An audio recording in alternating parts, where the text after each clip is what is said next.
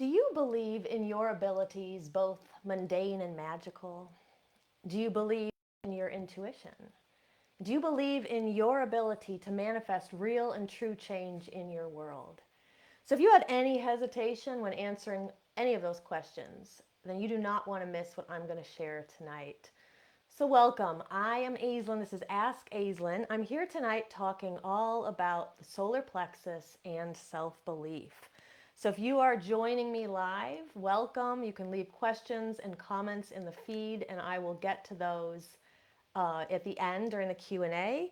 And if you are watching this back later in YouTube, make sure that you subscribe to our channel so you don't miss any future episodes. All right, good. People are telling me that the sound is good. We tried this a few seconds ago and it didn't work, so it looks like it's working now. Awesome. All right, so welcome Renee, and hopefully some others will make their way over here. And then if anybody likes what they're hearing, make sure to leave a thumbs up or a heart somewhere in the video. It just helps us get this out to the feed of others. So we're going to dive in. We're going to talk about the solar plexus and self-belief, okay? So every once in a while, I ask a question in our main Body, Mind, Witchcraft Facebook group, and it has a couple of variations on the questions. Usually, what is the number one thing that gets in your way of your magical abilities, that gets in the way of your intuition, or that gets in the way of your spiritual gifts? And I always get a lot of different responses, but there's one response that I see over and over again. I see it in a very large percentage. And this was surprising to me. The answer was self-doubt. So a lot of people felt that their self-doubt was getting in the way of their magical abilities, their spiritual gifts, their intuition. Now, this really surprised me because for years, I thought that I was the only one that suffered from self-doubt. And I learned that there are a lot of other people in the witchy community that were questioning their gifts and their spiritual abilities and their intuition. So I began working with my solar plexus pretty intimately. I see Amy said she's wearing yellow tonight. It's the color of the solar plexus that we're going to learn in a little bit.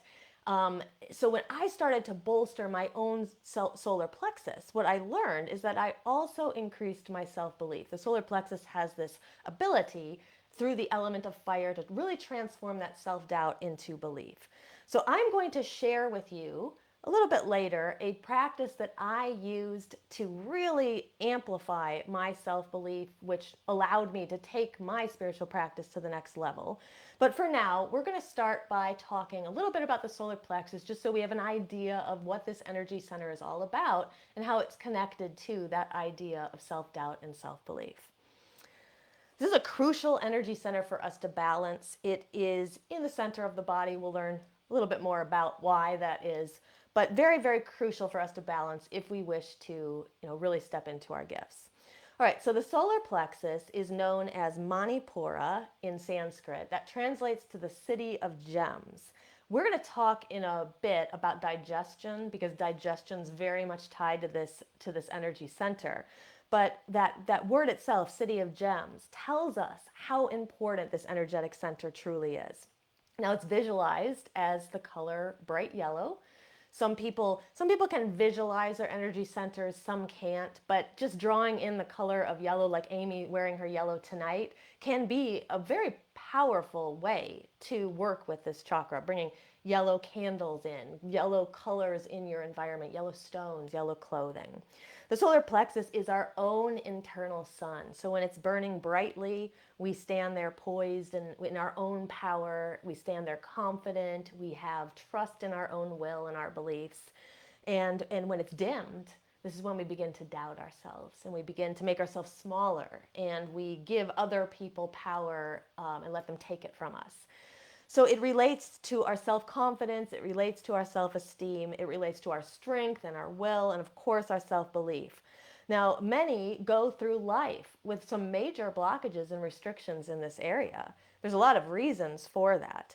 We have all been faced by people and situations that have tried to take our power away, and some of them have been successful at it. Maybe some were not as successful. It is important for us to resist taking the role of the victim in many of these circumstances. So when I say that, I'm not suggesting that life isn't fair, and I'm not suggesting that we should deny victimization. That's not what I'm saying at all. But when we blame external factors for the situations in our own life, the only hope that we have is that they change, right? We have no control in that situation. But if we come to see our own power, if we come to work, we're working with that solar plexus, if we come to see those challenges and suffering as an opportunity for us to grow or to find a more refined part of our spiritual path, what they really end up being is a springboard for change. Now, we can't always control what happens to us, but we do have some power when it comes, well, we have a lot of power when it comes to what we think and what we do afterwards, right? And how we face those situations. Now, this is the source of a balanced solar plexus, is when we're able to truly find that in our own lives. That's what the solar plexus balanced promises us. Now, the solar plexus very much can be impacted by guilt.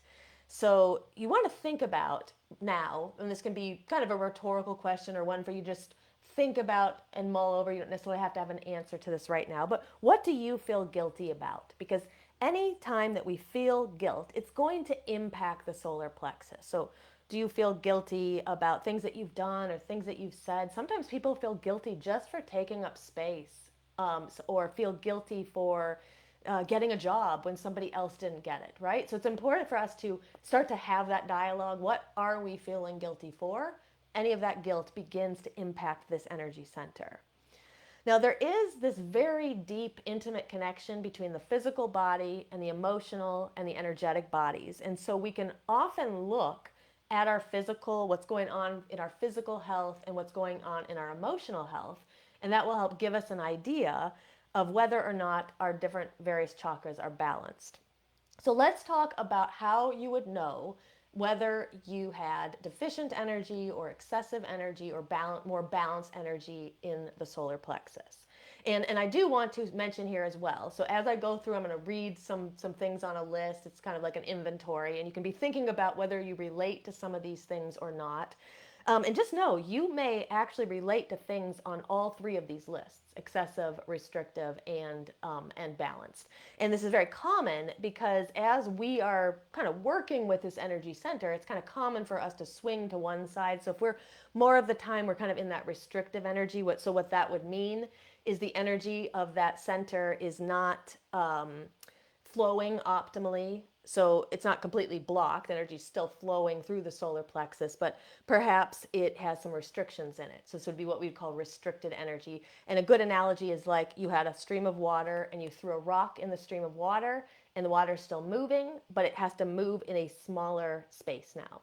Now, during excessive energy, it usually means that we have too much energy moving through this center. And then when it's balanced, of course, we have just the right amount. And that's what we're always seeking. So with deficient energy, which is probably where most people will fall, you will often find that you feel like you have low energy. So if you're feeling like you're really dragging a lot of the time, it's worth exploring the solar plexus. It sounds like the solar plexus could be impacted when you're having extremely low energy. Now, if you have low energy on a day here and there because you didn't sleep enough, or it's near the dark moon, a lot of people get low energy for a couple of days there. That's totally normal. But if you feel that low energy is an overall pattern for you, you probably want to look at the solar plexus. If you feel that if you lack kind of fire or vitality, that like spirit of life, then the solar plexus would be one that we would want to look at. Poor self-discipline. If you find you can't really discipline yourself, and maybe you set up things that you want to do, right? And you can't carry forward with them, and you just can't make yourself do them, you probably want to look at the solar plexus. It probably has some restricted energy. When you feel that you are easily manipulated by others, or you feel that you're always kind of falling into that victim role, you're always feeling victimized, the solar plexus is likely to be impacted. And then, like we talked about, feelings of guilt, that often is connected to the solar plexus. And if you also feel like you need to play it safe all the time and let other people take the lead in your own life, there's probably some restriction in this area as well. Now, what happens is that if we spend a lot of time in that restricted state, there's always this need to kind of, we're always aiming for balance, and what will happen is sometimes we swing too far to the other side.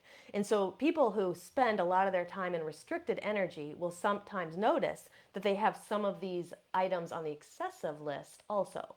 So this would be a bit of arrogance. So I'm not saying that we're arrogant all the time, but there's probably a few, every once in a while, maybe you feel arrogant about something. Or the need to be right, or the need to always have the last word in a situation or with a certain person. Overabundance of power and energy, feeling overly aggressive. Aggression is actually, contrary to popular belief, aggression is actually a positive state to be in, but we don't want it to become overly aggressive. So if you look out in nature, animals who are too meek and too timid will sometimes not survive as long. There needs to be a bit of aggression in order to kind of stand your ground and survive in nature. But when it tips too far to that other side, to that extreme, then we've gone into that excessive solar plexus area. The need to bolster the ego or have like constant validation of what you're doing, or or have your ego kind of boosted at times. And often what will happen is that these are, when we kind of swing to that more excessive side, these are our attempts to overcome feelings of helplessness or feelings of abandonment or powerlessness that we have when we're in that kind of restricted solar plexus state all the time. Now, I will say that I believe that you can actually look out in the outside world and you can see the chakras operating. There's like an energetic center kind of for society. And so if we think about the solar plexus and look at politics and look at big business corporations and look at the power over that we always see. If you've ever read any books by Starhawk, she's a fantastic author to talk about this. She talks a lot about power, and there are different forms of power.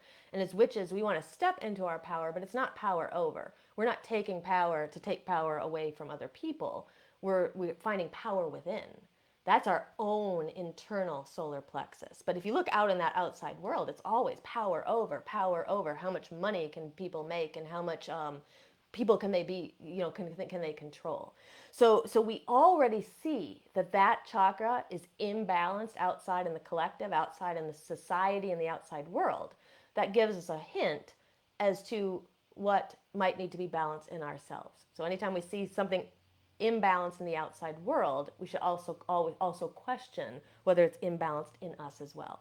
Now, what we're aiming for is the balanced third chakra, so the balanced solar plexus. Here, we find power not over, but from within, just like Starhawk talked about. We find that our will is aligned to our true will. So our true will is that part of us that is connected to the higher self, that does things because they're part of the plan, they're part of the journey, they're here, why we're here incarnated in this plane, as opposed to our will, which is just our day-to-day what we're doing, right? So sometimes we can do things that are aligned with our will because we chose to do them, but they're not really aligned with the true will or our higher self. Now, when we bring that solar plexus into a line, what we find is those two things become balanced. We also find when our solar plexus is balanced that we're not afraid to express ourselves, but we're also not doing it in order to dominate others. We're not talking over people. We're not taking any power away from them. And we also have a very strong sense of our self-esteem and our self-belief. Now, I mentioned that the body is something to very much look at when it comes to your chakras. So with the solar plexus, here's something to think about. If you have any of these physical manifestations or have had them in the past, it's a good sign that the solar plexus is an area for you to work with. So I don't think I mentioned this in the beginning, but the solar plexus is located right in the kind of the center of the body, and it's not right at your navel. It's actually about 2 or 3 inches above the navel. So if you kind of find your belly button and then you walk up like 2 or 3 kind of fingers, you will eventually find a spot in the kind of the center of the abdomen that's a little bit sore or a little bit tender. And that is your solar plexus. Sometimes people can actually feel it when you put your finger, you kind of put some firm pressure on it. You'll feel like a pulse underneath it. not everyone can feel the energy there. And if you can't, it doesn't say anything wrong about you. It's just some people's fingertips are more sensitive to the energy than others. Now, so because of its location, we can see why it would be related to things like eating disorders. So if you've ever had an eating disorder, any type or disordered eating, that is a sign that there's issues with the solar plexus. So for me, I've told this story a couple of times. I suffered from an eating disorder when I was very young. I started when I was like 12 years old, and it went on for decades. And so I know that my solar plexus has always needed some work. And so digestive issues are also here, or digestive problems and disorders. So I'm going to talk a bit about that when I talk about balancing practices for the solar plexus, but working with your digestion is often one of the best ways to work with the solar plexus. So if you have trouble digesting food, if you have indigestion, you have stomach aches, things like that, we probably really want to work with the solar plexus. And I'll give you some tips when we get through this section. So ulcers, hypoglycemia, a lot of things connected to digestion, diabetes, but there are also other things like muscle spasms and disorders, chronic fatigue, um, disorders of the pancreas, the liver, the stomach, or the gallbladder. So anything that's going on kind of in the center of this body, if you feel you've got issues there, then you could try some of these alignment practices. And what I always tell people is that when you work energetically, you don't want to do this to the exclusion of modern medicine. So if you have a serious eating disorder, you want to be seeing a therapist, but you can also be working with your solar plexus. If you have digestive problems, you want to see a doctor or a naturopath or somebody to at least check that out and see what they find physically, but you can also be working with the solar plexus. So we can do the physical and the energetic at the same time, and they usually complement each other and they make our healing process faster. Now, when it comes to digestion, like I mentioned, think about that translation of the solar plexus, Manipura. So it translates to the city of gems, and this shows us how important this energy center is. Now, in Ayurveda, which is the sister science of yoga, they say that digestion above else is the key to our health. So the people who live the longest from that perspective are the people who have their digestion managed. The majority of the people in society, though, have poor digestion. So if you are somebody who had an eating disorder or disordered eating, your digestion is going to be impacted for that even years later. It doesn't mean this is like we're sealing our fate or anything like that, but it just tips us off. This is an area we want to pay attention to. But there's also you don't have to have a serious eating disorder or digestive problems to actually have your digestion be impacted. So, for example, the fast lifestyle that we live in, eating out all the time, eating fast food, eating meals that are not prepared at home. There's a lot of antibiotics that are fed to animals that we then consume, and those go into us as well, and hormones and different things like that. So many of these things, and if we take a lot of antibiotics ourselves, that can impact our gut flora as well. So I had two pretty major oral surgeries in the beginning of June, and I couldn't get away from getting them done, and I had to take a lot of antibiotics afterwards. But my naturopaths kind of saw ahead of this, and they prescribed some really strong probiotics that I could use to kind of bring that gut flora back into balance. So I think we really underestimate how important this is why I'm spending time, even though we're talking about, the solar plexus from an energetic standpoint. I think it's really important for us to think about our digestion. Now there's some debate about this, but there's people who even say that the soil of today has less minerals and nutrients in it than the soil of 100 years ago. So our great-grandparents, our grandparents grew up eating food that some say was more nutritious than the food that we eat today. So for this reason, there are naturopathic doctors will tell you this, but even some of the Western doctors will tell you many of us should be taking a probiotic or a prebiotic or something in order to compensate for this. So the question I leave here this section with is, how good is your digestion? So really ask yourself that, because how good your digestion is a sign of how good your health is, and it's a sign of how good your solar plexus is. Okay, so if it's not good, it's not sealing your fate or anything. There's a lot of things that you can do to change it.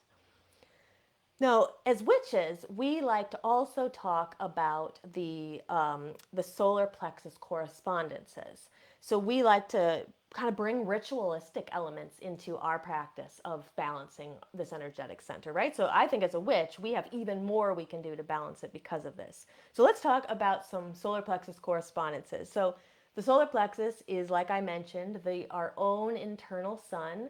So that means it is connected to the element of fire. So bringing in the element of fire into your rituals, into your day-to-day practices is already working with the solar plexus. You literally don't have to do anything, just bring fire in, candle gazing, something like that, fire magic. You're already working with the solar plexus. Now, as I mentioned before, the function of the solar plexus is to work with our will and our self-esteem, our self-belief, our strength, our power. The color is yellow, so wearing yellow, bringing in yellow jewelry. I particularly like citrine. I think I mentioned a few of those here. Amber, topaz, yellow citrine is my favorite for the solar plexus, rutilated quartz, but any stone that is yellow will be connected to the solar plexus. The tarot suit that's connected to the solar plexus is wands, but you can also connect to some of the major arcana cards like strength and the sun. So any of those cards will connect to the solar plexus. So sometimes people like to bring those cards out when they're working with the solar plexus, or pay special attention when the wands suit, any of those cards are coming up in your readings, because they can connect to fire and they can connect to the solar plexus. The planets that are associated with the solar plexus are Mars and the Sun. So if you like to bring in planetary energies, you could work with either of those planets. There is always a metal connected to each chakra. So the solar plexus, it's iron. And that's kind of interesting, because remember we talked about when people have low energy or they kind of lack vitality, there's an impact on the solar plexus. But if a person went to a doctor and they said, I have low energy, I feel like I don't have a lot of vitality, one of the first things they're going to do is they're going to test your iron. In my day job, I'm an educational therapist and a tutor. And one of my students just the other night, she's been telling me for weeks that she's had low energy, and said her hair was falling out and different things like that. And I said, I think your iron is, I don't get into all of the spiritual stuff with her, but I said, I think your iron's low. You should go to the doctor and have your iron checked. And lo and behold, her iron was very, very low. So iron is the metal connected to this chakra. So you can work with iron in rituals, but you can also take iron if it's something that you're deficient in. The herbs that are connected here are dragon's blood. That's a great incense that you could burn. Sandalwood, saffron, musk, cinnamon, and ginger. So a lot of like fiery incenses and scents. I already mentioned the minerals. And then if you do work with deity in your practice, the deities for the chakras are usually split into two sections or two groups. So one are the Hindu deities, and the other group is all other pantheons. So the reason for this is because the chakra system comes from India. There's already a lot written in the ancient texts about how to connect to this chakra through these deities. So the ones that are connected here are Agni. Agni is a god of fire. He's the god, they say he lives in the solar plexus of all people. Surya is the god of the sun. So when people do sun salutations, if you're someone who's into yoga and you've ever done a sun salutation, the Sanskrit word for sun salutation is Surya Namaskar. So it literally translates to a salutation to the sun. Surya is considered the personification of the sun. So the yoga, those poses are actually can be thought of as devotion to the sun god as well. And then there are two other gods called Rudra and Lakini, and they're both connected to the solar plexus. Now, other pantheons, any god or goddess connected to fire or the forge or creativity will often fall in here. So Breed is a great one to connect to the solar plexus. Athena, Helios, Apollo, so we have a lot of sun gods. Amaterasu is a Japanese goddess, and she's a really, really great one to work with. She's a Japanese goddess of the sun. She's very good to work with when you're working with your self-belief. Belanos, Ra, Mars, Aries. This list is not exhaustive, but if you can find some deities connected to the sun, they will work really well in rituals where you're trying to strengthen your solar plexus. Okay, now, besides doing kind of you working with correspondences and creating a ritual, so you could use any of that stuff I just talked about. You could create yourself an altar, you could create yourself a ritual. Here are some alignment and attunement practices you can also use to work with the solar plexus. So the first one would be risk taking. So if you have a deficient solar plexus, you might want to think about taking some risks. And these can be very small ones, but think about something that you kind of have wanted to do, but maybe your fears get in the way, or just kind of the way you are, you just don't take risks. It can be something really simple, right? Like even like a roller coaster, if you're just somebody who never does that kind of thing. But it can be more extreme. But just think of a way that you could take a little bit of a risk. So even like with myself, I started this group about a year and a half ago. I started with like literally nothing. And do you know how hard it was to turn on the camera and start doing these lives every week? That is some risk taking, right? And I may look confident on the camera, but it took a lot to bolster my confidence and work with my solar plexus in order to be here. So, so just any kind of risks, any of that thing that you've been wanting to do, just do it and see how it feels. That can really help you attune the solar plexus. Um, Deep relaxation and stress control. So if you're somebody who's on the more extreme, that excessive side of the solar plexus, where you got a lot of energy, like almost like too much energy, then you probably want to relax more, right? Especially like type A personalities, people who are like go go go, and there's a lot of deadlines and things. They want to find some relaxation. Um, what else? Vigorous exercise for those who have kind of the underactive solar plexus. Vigorous exercise can be really good. Running, jogging, aerobics, dancing, swimming. Those are all good for the deficient solar plexus. Martial arts, sit-ups. Sit-ups will immediately be working in this area here. That's going to stimulate the solar plexus. If you're somebody who does a lot of yoga, you can try bow pose or reverse plank, boat pose. If you don't know these poses, don't worry about it. But if you're a yogi, you'll know some of these. Bridge pose is very good. Anything like any forward folds. And so you don't even have to be a yogi or do yoga to do this. Anything where you're folding over. So just sitting on the floor or a mat with your legs extended straight in front of you, and then just kind of folding over your legs. Anytime that you're compressing the midsection of your body, you're immediately stimulating the solar plexus. And then, of course, I mentioned sun salutations.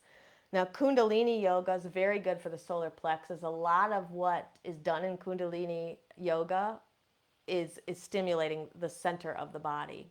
There's a lot of breath work, like the breath of fire and the panting breath. So if you've never done the breath of fire, it's very simple, and you can imagine like you're fogging up a mirror, like that. And the pace, for the breath of fire, the pace is generally kind of quick, and it's a passive inhale. So you're just kind of like, your inhale's coming in between each of those little pants that you're doing. And then eventually you can close the mouth, and then you just breathe that way. And you can place your hand on your belly. You'll actually feel your hand kind of pulsing underneath your breath, and that is activating your solar plexus. So one of the absolute best breaths that you can do. There's also panting breath. You can kind of imagine panting like a dog, like you stick your tongue out and you pant like that, and that also will stimulate the solar plexus. So I recommend people do that for a minute or two, especially if they're feeling they kind of have like low energy, low vitality, or they're trying to increase self-esteem or self-confidence. Try that breath for a minute or two, and it can be very, very helpful. Other things that you can do are shadow work. Shadow work can help align your true will or in your will, to your true will, and to the higher self. And then, of course, working with self-belief. So we're going to spend the rest of the time talking about self-belief. I'm going to share a practice that I have used that has had a profound impact on me. And so we'll see if you like it, okay? So self-belief is a really important issue for so many of us. It's like I said in the beginning, it's an issue for the majority of people, and it can be conscious, it can be unconscious. For one thing, we live in a collective where there's a lot of self-doubt in magical and mystical abilities. So you've probably met people that you know to just not really talk to, because whatever you tell them, they're going to negate it, or they're going to not believe you, or things like that. Those kind of people, fine to have them in your life, but don't tell them. If they're having an impact on you negatively when it comes to you kind of increasing your abilities, um, just don't share these things with them, right? But the other thing we need to think about, though, is we can't unplug ourselves from the collective. The collective is Carl Jung believed in a collective unconscious, which was basically an unconscious mind that we're all tapped into, all of those of us who are part of this species. And there's good things in it, and there are some bad things in it. And the collective has a lot of doubt of the mystical and the magical. We've really leaned very heavily into science, and as many of you know, I'm a chemistry and a math teacher, and so I'm very much into science. But I believe that science and magic can absolutely be combined. But the collective doesn't think that. The majority doesn't really think that. So just by being here in this world, in this incarnation, we already have that influence. We can't help but be influenced by the collective doubt around us. So these doubts will get in our way of both our mundane abilities and our magical abilities and our intuition. And many of us may have also grown up with caregivers who were not particularly supportive of our gifts. So if you were somebody who was intuitive as a child, or you kind of had some kind of clairs or some mystical experiences, and you had a caregiver who negated that or told you that it didn't happen, or you didn't see what you thought you saw, see from a very early age, that's being dampened. And the caregivers, they're not doing this to do us harm. They just truly have come to a place where they can't believe in these things, right? But so many of us were forced to temporarily suspend, temporarily, and I say that because I believe that we can always get this back, but we were forced to temporarily kind of negate ourselves and our gifts and our abilities because of the people who were around us. Now, in order for us to move forward from this, we have to basically suspend our disbelief, okay? So I ask you this question. So this is kind of a hypothetical question for you to just mull over in your mind. If you could believe in yourself for an hour, the next week, the next month, what do you think you would be capable of? If you could actually believe in yourself for some kind of designated set of time, what do you think you would be capable of? And so the sky is really the limit for us, right? Because when the solar plexus is balanced, and when we really step truly into our self-belief, anything can be possible that's possible within the physics of this universe. So I'm not saying we're going to manifest dragons or something, though I do believe that many beings exist in other planes of existence, and so we might see them, or we might hear them, or experience that. But maybe we're not going to be able to manifest your ability to fly like a bird in this incarnation, but we certainly might be able to manifest some pretty big things. All right. So let's think of this as an experiment, what I'm about to tell you. All right. So even fairly confident people have some kind of seed of self-doubt within them. And like I said, our community tends to have a lot of self-doubt. Just like I said in the very beginning, I've asked that question, what's the number one thing that gets in your way of your abilities and your intuition? And a large percentage of people say self-doubt. I was actually once told by a therapist that witchcraft was a mental disorder. So we have people out in the mundane communities who are basically dispensing this message. Now, thankfully for me, I didn't listen to her, but think about it, right? This is the message that's being dispensed out there, that magic, that witchcraft is a mental disorder. So we can't really help but be influenced by that collective, right? All right, so I want you to ask yourself how badly you would like to get rid of your self-doubt, because that's going to be the real thing to think about, is how badly do you want it, and then how badly are you able to kind of try something radical with me, okay? Because this is going to be a radical change that you're going to make, and it might seem really simple and really foolish at first what we're going to try, but I promise you this works. This is what I did, and I was able to get over my self-doubt, and my life is a lot different than it was just 2 years ago because of this practice. Okay, so you're going to agree to suspend your disbelief for the next 5 or so minutes while I tell you about this, and you're going to go all in with me. All right. Now, the practice may seem too simple to work. It might seem kind of foolish at first. Basically, you are going to make a deal with yourself that for the next day, week, month, whatever time frame seems doable to you, you are going to believe in yourself. Okay? And you're going to pick a time frame that is like I say, doable. So what I mean by that is, if you're somebody who has like a ton of doubt, you might, and a lot of negative thoughts, you might want that time frame to be like 1 hour. I'm going to believe in myself for the next hour, or I'm going to believe in myself for the next day. When I first started the practice, I would do a month, but honestly, my doubt was pretty bad, so that I would kind of fail at the experiment after just a little bit of time. So I started to say, okay, I'm going to do it for a week. So for the next week, I'm just going to put go all in. I'm going to believe in myself. So I'm going to believe in myself wholeheartedly until someone, or unless someone proves me wrong. Now here's the thing, is that most of the time, nobody's going to come along and prove you wrong, right? So if you think that let's say you saw an intuitive message out in the outside world. You found a penny and you think it's a sign from your grandmother. Who is going to come along and tell you that that's wrong? Probably nobody. Okay? Well, maybe your doubtful friends, but we're not listening to them, right? So most of the time, it's us. It's us that tells us that we're wrong. Oh, really? That penny didn't come from her. That can't really be a sign from her.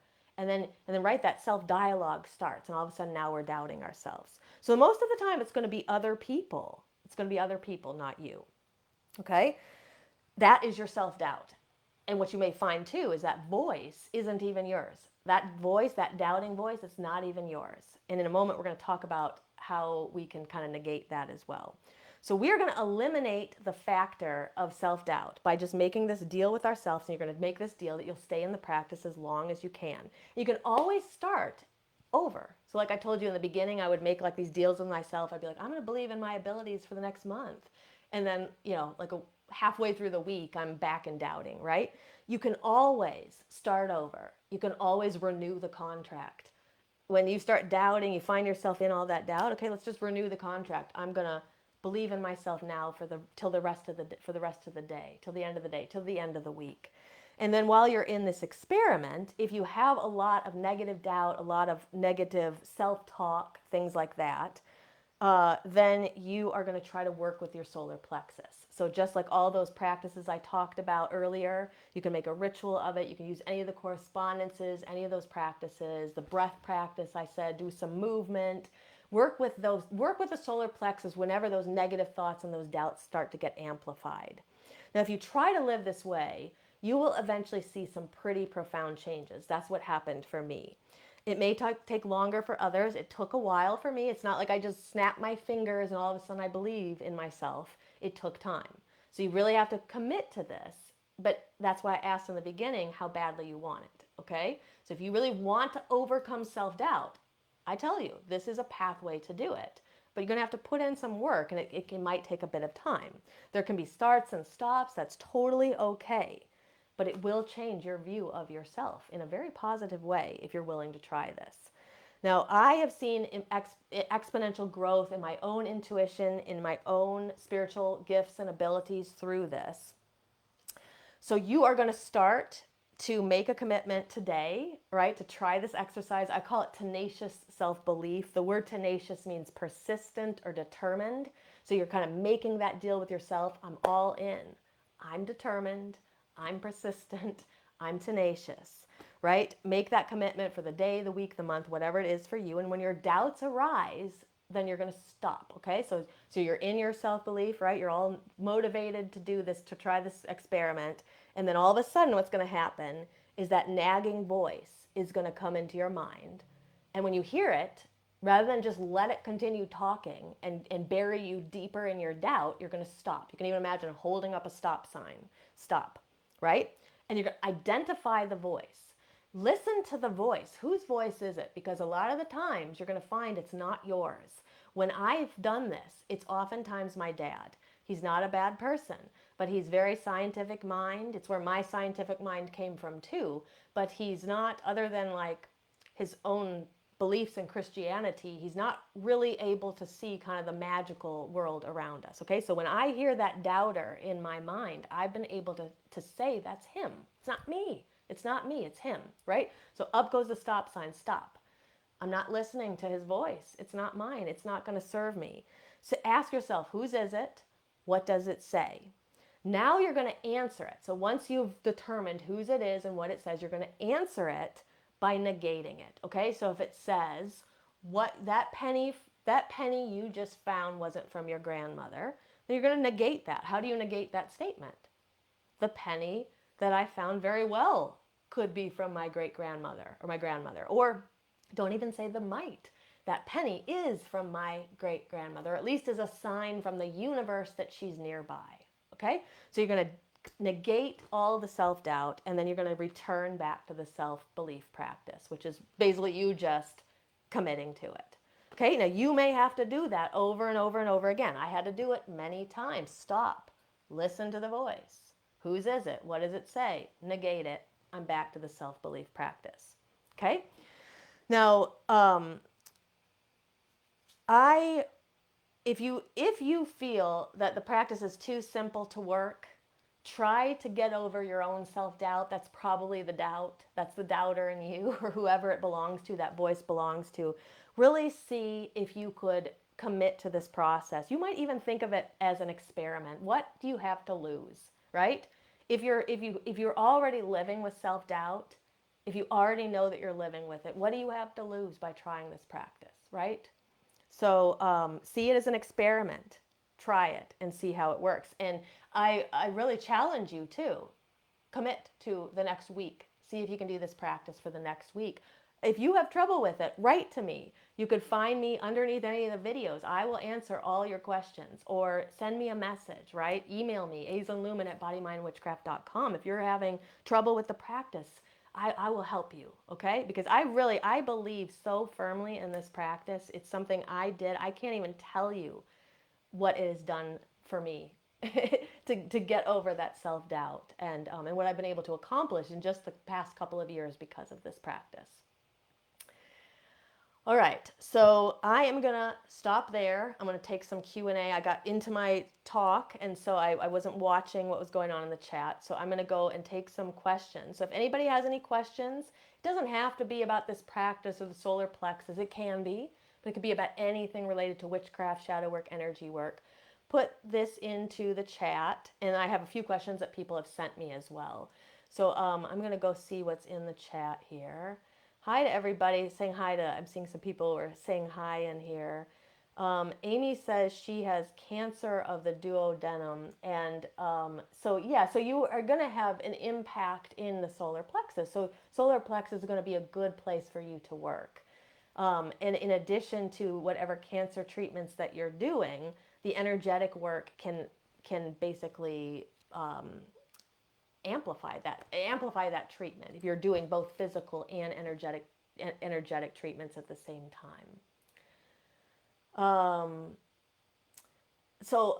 see here something from June. She said after the death of her mom, She said, when we returned home, I would wake up during the night to her standing at the foot of my bed, and everyone said I was imagining it. Yeah, exactly. So that's that doubt around us, right? Because they can't see it.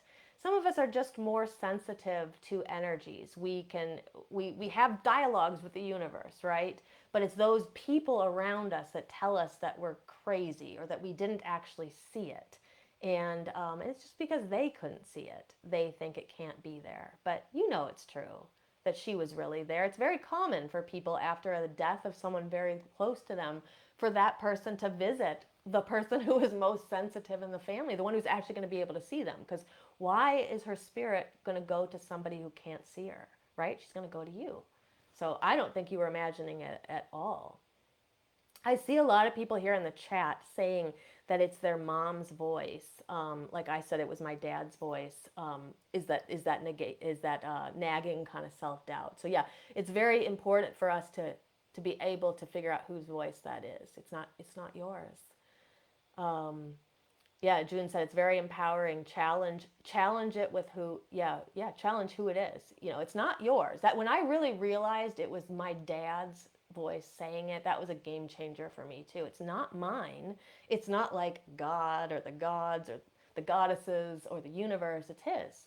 It's his in his own world where he's filled with self-doubt. Though I think what's interesting is I think he's got a lot of intuition. A lot of these people too who doubt, they actually have gifts that they're not able to see. Like my dad can play the stock market very well.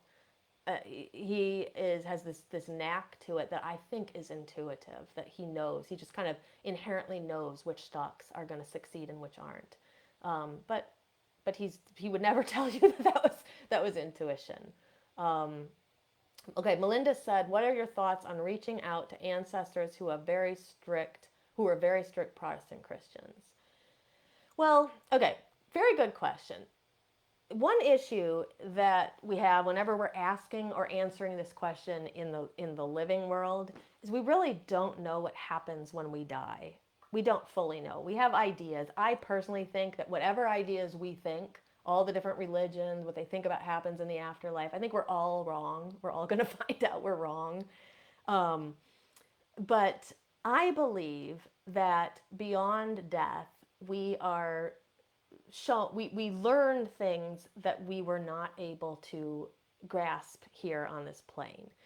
So what that means is people who are very, very strict Christians in this world, the soul kind of shatters, pieces of it shatter apart when we die, like almost like clothing, like some of the roles that we took on or some of the beliefs that we have, they kind of disintegrate and disappear when we die. And so I think that people become more enlightened when they cross over. So where I'm going with this is very, very strict Protestant Christians who would never want to talk to you in the living world about this stuff might be more receptive and open to talking to you on the other side. I think it would be your own. I mean, I will tell you because I have my family is very strict Protestant Christian as well. And I've thought about reaching out to ancestors. It's something I haven't done yet because I have the same question as you. But I do think, and I've heard this from other people, is that they say that there's kind of this enlightenment that we gain. I mean, that's the whole point of living all these incarnations, is to gain as much enlightenment as we can. And so they're likely to be more open-minded on the other side. So what you could do is you could start by just leaving offerings, because it's Samhain. This is a great time to be honoring ancestors anyway.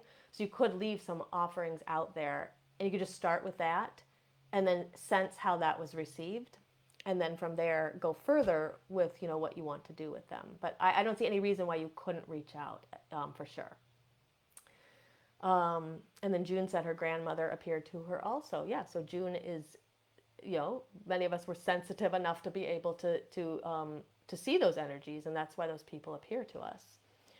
Okay, so if there's more questions, put them in. I'm going to answer a couple that people sent to me earlier. So the first question is from Kylie, and she said, "I've been really trying to learn how to better connect with my ancestors." This is a great time to be answering and asking this question. She says, I guess that was her question. So what would be some ways to connect to my ancestors? All right. So there are a lot of ways that we can connect. The first thing I always recommend is ask them how they want to be connected to.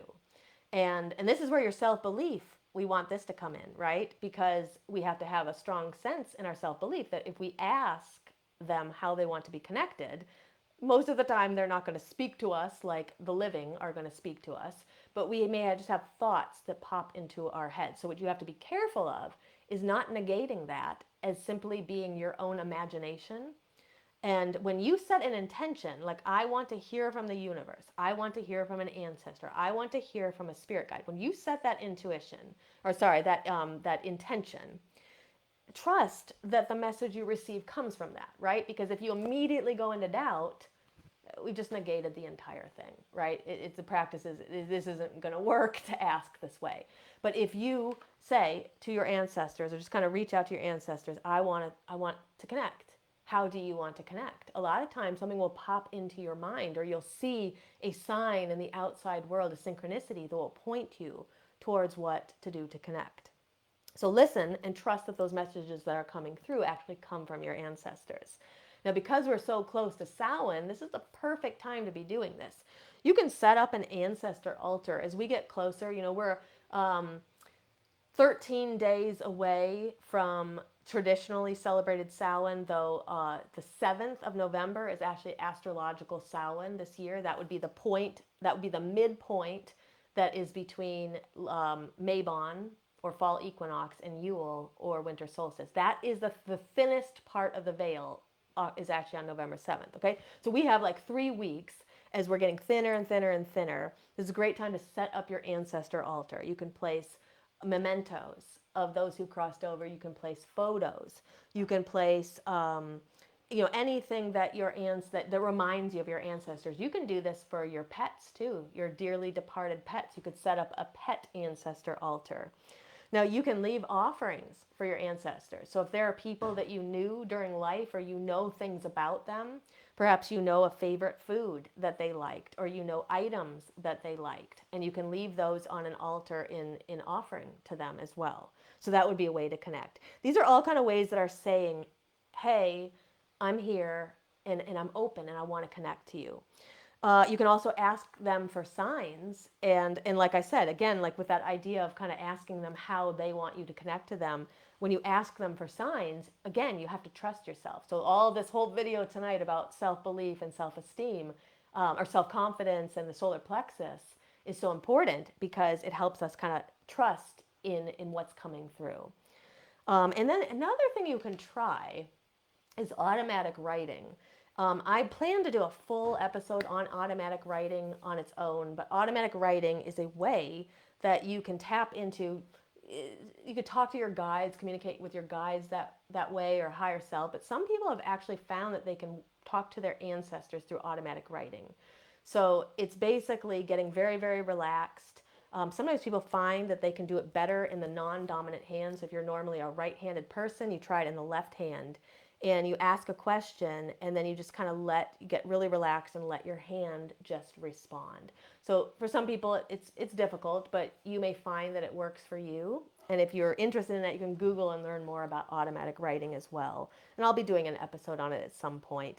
Some people like to use the pendulum as well to get messages from their ancestors. So again, just getting relaxed and setting the intention that you want to speak to them, and then letting the pendulum kind of guide you and ask questions. But that would be my advice for anybody kind of wanting to better connect with ancestors. If they are ancestors that you don't know, like let's say you didn't know them through in life, and you don't actually have living relatives who knew them and can tell you about them, you can also do research, try to learn what you can about that particular ancestor. Maybe it goes back 200 years, see what you can learn about them. So second question I received is actually from 2 different people, but it's kind of the same question. So we are going to I'm going to put them together and answer this together. So Lauren said, just how do I start shadow work? She said, I know there's things holding me back and I need to work to heal these things, but I don't know where to start. And then Dina, she had a very similar question. She said, she's very new and she needs help with shadow work. She knows I'm held back by issues that need healing.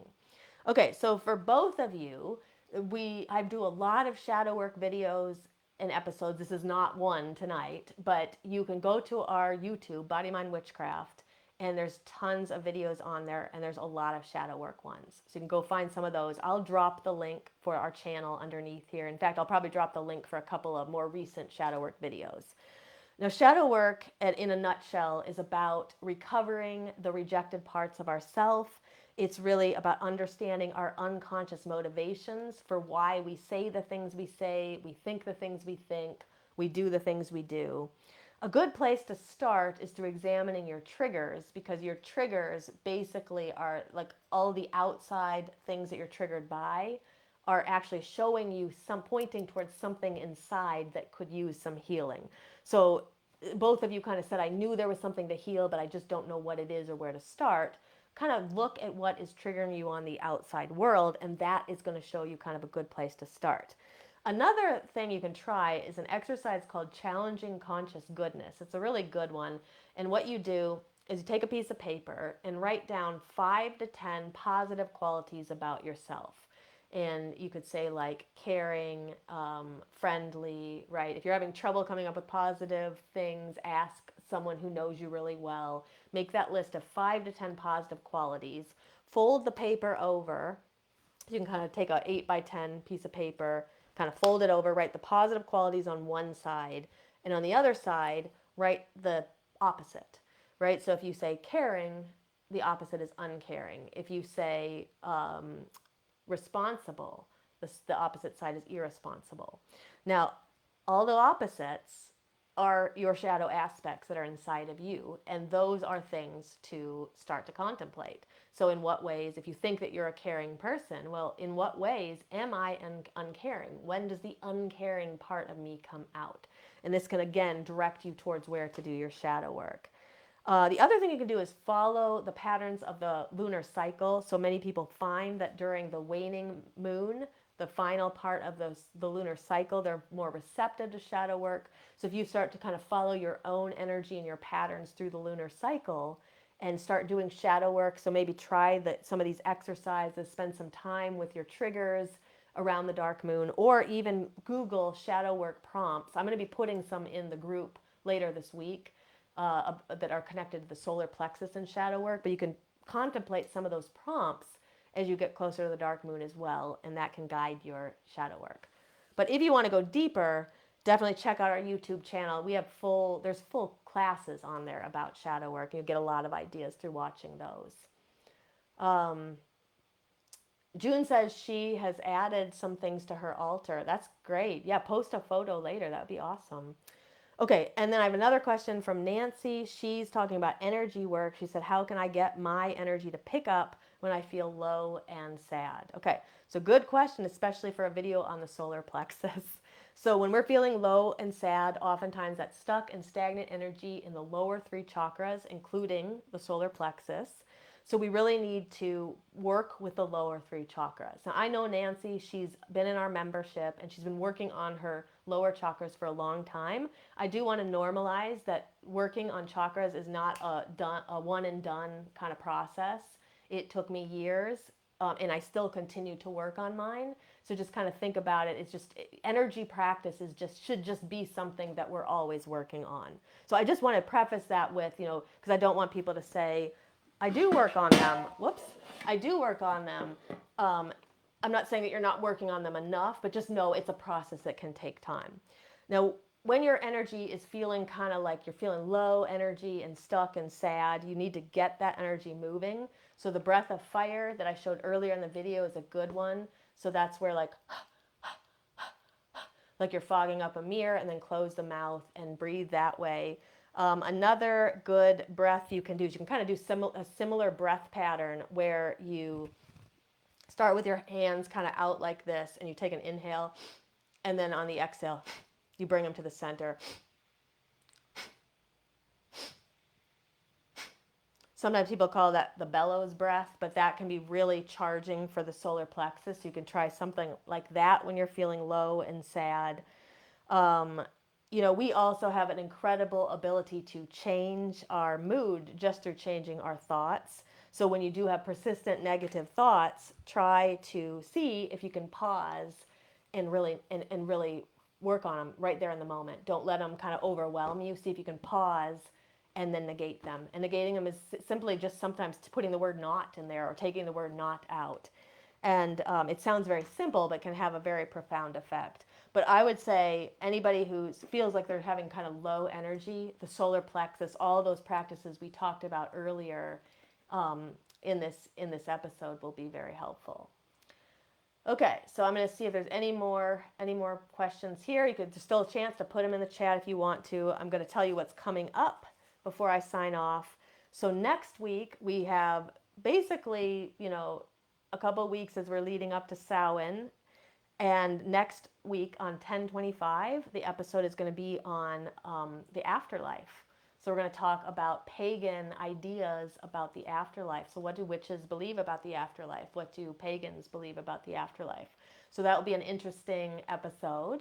And then following that on 11/1, we're going to have an episode on Samhain. Okay, so I'm going to tell you all about practices you can do to tap into Samhain energy. So like I said, October 31st, it doesn't just come and it's over. It's not even astrological Samhain until the 7th. So there's really a long time for us to celebrate Samhain. So we're going to get some ideas on 11/1.